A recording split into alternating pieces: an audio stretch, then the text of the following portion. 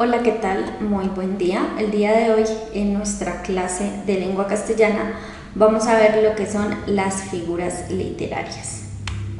Entonces, las figuras literarias son algunas formas no convencionales con las cuales se pueden utilizar las palabras de manera que no se empleen las acepciones o las palabras que utilizamos habitualmente en nuestro lenguaje.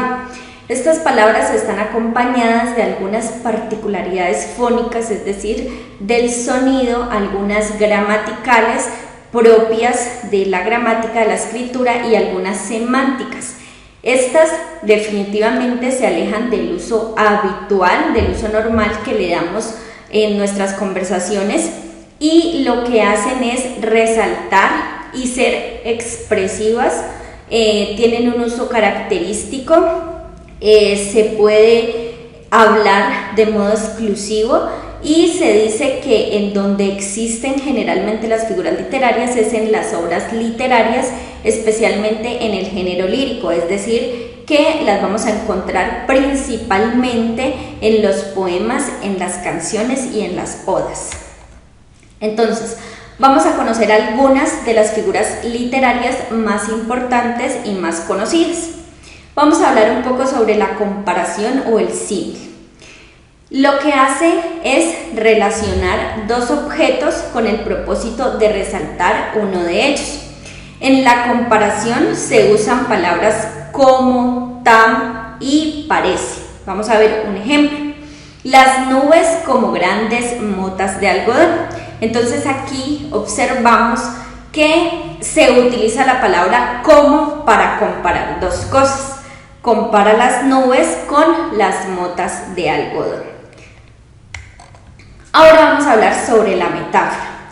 La metáfora es aquella que relaciona a una persona, a un animal o a un objeto con otro ser porque de pronto tienen algo en común.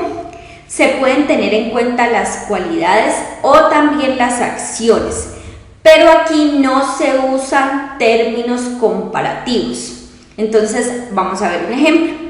Hierbas de luz para hablar de estrellas, ¿ya? Entonces una metáfora aquí sería la palabrita hierbas de luz y al mencionar hierbas de luz es entendible que se está hablando de las estrellas. Ahora vamos a ver lo que es la hipérbole. La hipérbole es una expresión exagerada que se hace de un hecho o de una idea. Se emplean para disminuir o para aumentar exageradamente aquello de lo que se está hablando.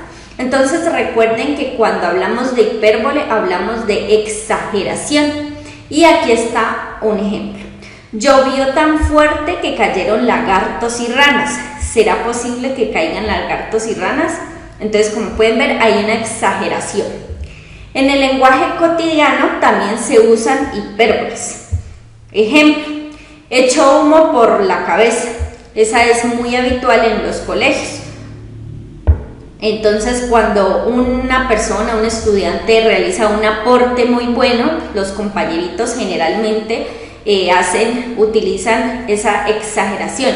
Echó humo por la cabeza. Algunos recursos del lenguaje sirven para poner mayor énfasis y también se puede poner emotividad en el relato. Las hipérboles tienen unas funciones. Algunas tienen aumento excesivo o exageración excesiva, algunas tienen disminución excesiva y otras una exageración propia de la realidad.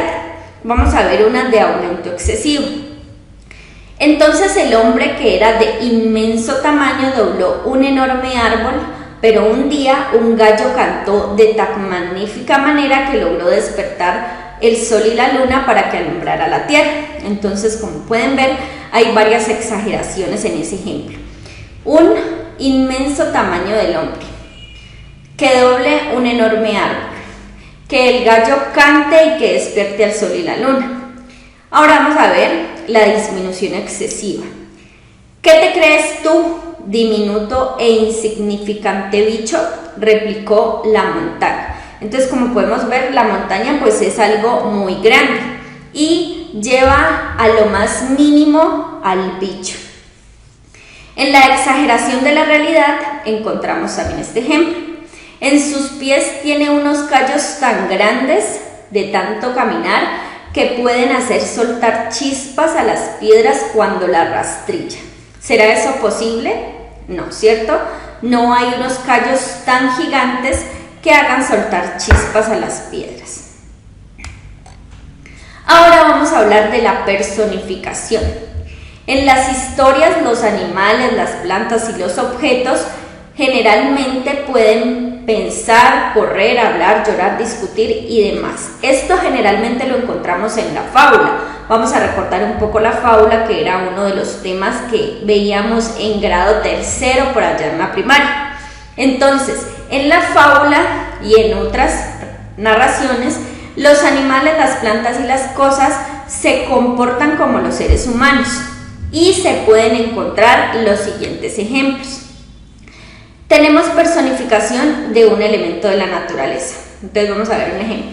Un día la señora Luna salió de paseo con un parasol hecho de retazos de nubes y flequillos verdes. La señora Luna se tardó más de la cuenta en su caminata y como llevaba sombrilla no se enteró que el sol ya se había ido. Cuando regresó, el sol la reprendió y la Luna, entelerida, se puso a llorar y llorar y llorar. El llanto se fue por las mejillas y el cuello y se descolgó por los flequillos del parasol. Desde ese día hay rocío en las mañanas. Entonces aquí podemos ver cómo la luna, el sol, la lluvia hacen parte de, tienen comunicación, hablan entre ellos, tienen sentimientos y demás. También encontramos personificación de animales. Vamos a ver un ejemplo. Una vez cuando en la selva hubo una gran sequía, los animales se reunieron y decidieron enviar a la tortuga por agua. Ella salió de casa y muy despacio se puso en camino. Pasaron varios meses y los animales de la selva empezaron a preocuparse y a maldecir. ¿Qué se haría esa tortuga? Fue entonces cuando se oyó la voz de la tortuga. Mejor dicho, si me siguen molestando, no voy. Entonces miren cómo aquí los animales tienen voz. Y también está la personificación de los objetos. Zapato Zapata fue un zapatico que un día decidió fugarse de la ciudad. Huyó con los zapatones, zapatillas, chanclas, tenis y botas al campo. Y ante la ausencia de zapatos, la gente se vio forzada a poner los pies sobre la tierra. Entonces miren cómo un objeto, en este caso un zapato, tiene vida. Estas fueron las referencias de donde obtuve la información. Muchísimas gracias. Espero que todo haya quedado claro.